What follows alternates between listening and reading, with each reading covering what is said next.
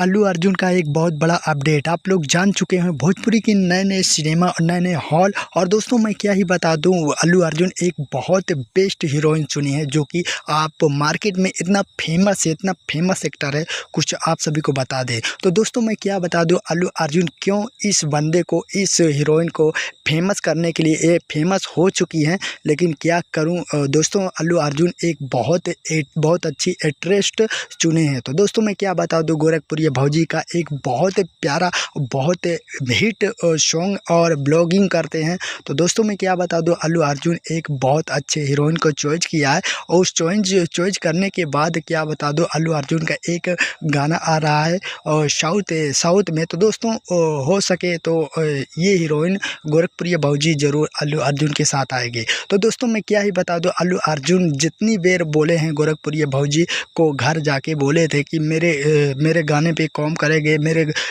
गाने पर काम करेंगे और मेरे फिल्म में काम करोगे। तो मतलब क्या ही बता दो गोरखपुरी भौजी क्या ही बता दो, गोरखपुरी भौजी पागल हो चुकी है। आखिर मैं इतना सुपरस्टार, जो कि मैं भोजपुरी सिंगर के साथ नहीं हो सका, लेकिन मैं आज बता दूं साउथ इंडस्ट्री में जाने वाली हूं। बहुत खुशी है, महादेव भी काफ़ी खुशी है और महादेव भी सपोर्ट कर रहे हैं। मिलते हैं एक नए वीडियो में। जय हिंद, जय भारत।